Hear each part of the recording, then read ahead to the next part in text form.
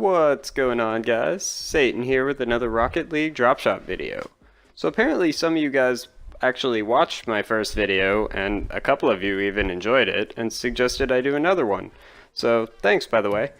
Now, Dropshot isn't the most popular Rocket League mode. Not by a long shot. I mean, as you can see, all 1,000 people out of 63K are playing it, but some people still do like it, and it's been out for a while, so I figured, why not? So without further ado, let's get into some slightly more advanced tips for this highly underrated mode. Alright, so the first thing you're going to need in Dropshot is definitely patience, and I don't just mean waiting to find an actual game. So by this, I mean you need to know when you're actually going to hit the ball, but also when not to hit the ball. Sometimes your teammates will have a way better shot than you do, and going for it will just mess everything up.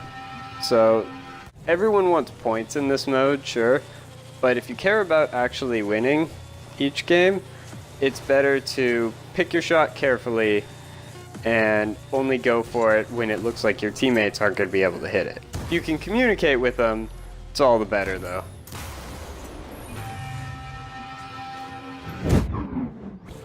So I touched on this in my last Dropshot video, but it's really important, so I'm going to bring it up again.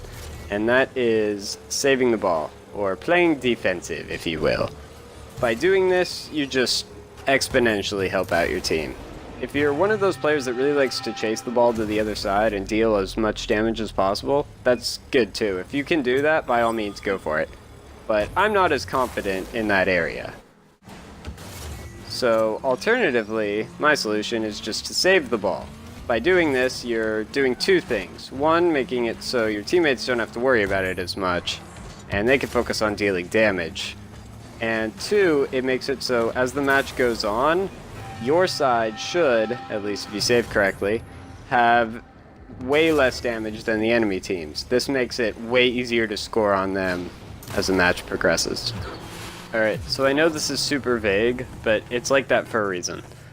There's a lot of little things you can do to hedge your bets in this mode, and most of them involve like just faking out the enemy team or hitting the ball in different directions. Don't try and use the same shots every time, because eventually they'll know exactly where you're trying to hit the ball.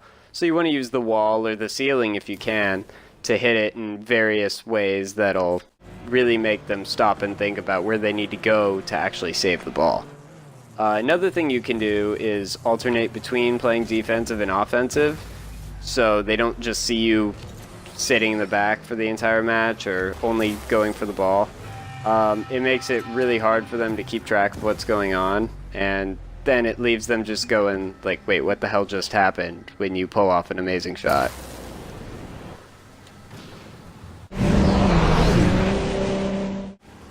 So this is one of the hardest things to do in Rocket League, but you really want to learn how to control where the ball's going. It's been out for a while, both Rocket League and Dropshot now, and people are getting better at this stuff every day. So if you really want to get good at scoring and controlling where the ball's going, you got to understand where you need to hit it with your car and at what angle you want to hit it at. Like where the ball is, angle, speed, these are all factors. But the easiest way to explain it is if you really want to do some damage, you want to try and always hit the ball at a downward angle, unless you're just trying to hit it away from the enemy, as this will do a bunch of damage, and sometimes even allow you to just force the ball straight through the floor, which is nice. It takes a lot of practice, but you'll pick it up. Last but not least, just keep playing Dropshot. Yeah, you'll lose some if you're not great. I do all the time. It's frustrating, but more you play it, the better you get, more you learn, you know.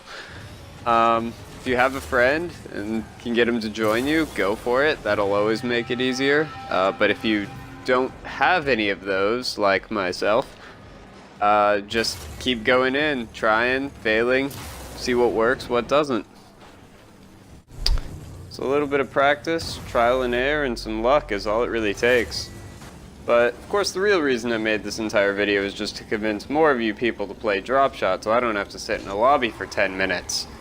But, yeah, so whether you're a new player or an old one, just keep searching Dropshot.